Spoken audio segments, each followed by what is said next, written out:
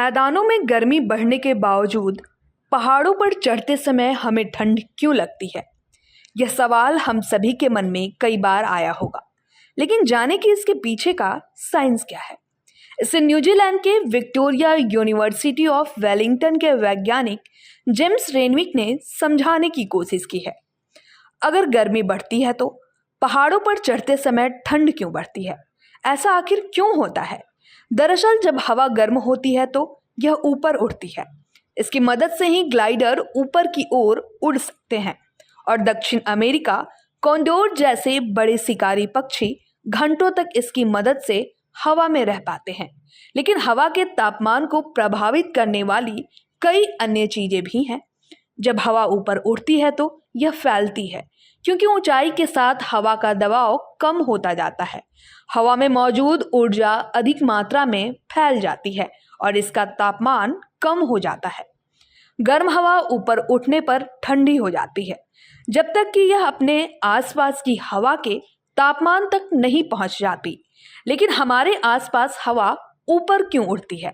ऐसा इसलिए है क्योंकि हमारे आसपास की हवा नीचे से पृथ्वी की सतह से गर्म होती है। जब सूर्य चमक रहा होता है तो यह वायुमंडल के सबसे निचले कुछ किलोमीटर में हवा को गर्म नहीं करता है, क्योंकि उस हवा में सूर्य के प्रकाश को अवशोषित करने के लिए बहुत कम गैस होती है। सूर्य की किरणें पृथ्वी को गर्म करती है, हवा को नहीं। फिर हवा नीचे से जमीन से गर्म होती है, ठीक वैसे ही जैसे चूल्हे पर रखे बर्तन में पानी बर्तन के नीचे से गर्म होता है। पृथ्वी ज्यादातर ऊर्जा को ऊष्मा या अवरक्त विकिरण के साथ रूप में अंतरिक्ष में वापस भेजती है, और हवा में बहुत सारी गैस हैं जो इस तरह के विकिरण को अवशोषित करने में अच्छी हैं, भले ही वे सूर्य की ऊर्जा को महसूस ना करें। इन्हें हम ग्रीन हाउस गैस कहते हैं। जलवाष्प, कार्बन डाइऑक्साइड, मीथेन और इसी तरह की अन्य गैसें। चूंकि ये हवा में है, इसलिए अवरक्त ऊर्जा का अवशोषण हवा को गर्म करने का मुख्य तरीका है। फिर से जमीन के पास की हवा ऊर्जा की इस अवशोषण से सबसे अधिक गर्म होती है।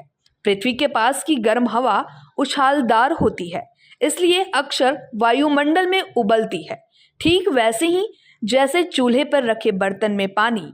लेकिन वायुमंडल में ऊंचाई के साथ दबाव में कमी यह तय करती है कि जैसे जैसे आप ऊपर जाते हैं तापमान कम होता जाता है। जब हमारे पास हवा में जल वाष्प होती है तो यह एक अलग कहानी होती है।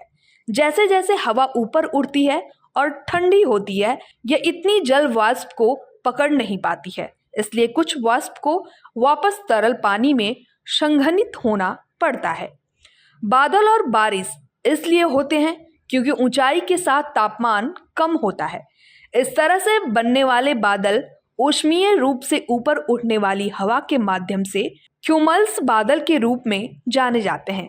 क्यूमल्स में बादल फूल गोभी की तरह दिखते हैं। ऐसा इसलिए है क्योंकि ऊपर उठने वाली हवा के अलग अलग हिस्सों में अलग अलग मात्रा में जल वाष्प होती है, इसलिए अलग अलग मात्रा में ऊर्जा निकलती है, जिससे हवा अलग अलग जगहों पर अलग अलग बहती है। सबसे नम, सबसे अधिक उछाल वाली हवा सबसे ऊपर उठती है, जबकि सूखी और कम उछाल वाली हवा इतनी ऊपर नहीं जा पाती। अगर बहुत अधिक नमी है तो गरज और बिजली के साथ साथ बहुत अधिक बारिश हो सकती है। सिर्फ बारिश ही नहीं बल्कि अक्सर ओले भी पड़ते हैं। ऐसा इसलिए होता है क्योंकि ऐसे गहरे बादलों के ऊपरी हिस्सों में तापमान हिमांक से काफी नीचे होता है, इसलिए यह पानी की बूंदों के बजाय बर्फ के क्रिस्टल से बना होता है। ये बर्फ के क्रिस्टल आपस में चिपककर ओले या बर्फ बना सकते हैं। अब अपने मूल प्रश्न पर वापस आते हैं कि पहाड़ों में ठंड क्यों होती है। ऐसा इसलिए है क्योंकि जैसे जैसे हम पहाड़ पर चढ़ते हैं, हम वायुमंडल की ठंडी परतों में जा रहे होते हैं। हम वायुमंडल की सतही परतों से ऊपर जा रहे होते हैं, कम दबाव में जा रहे होते हैं, और इससे तापमान गिरता है।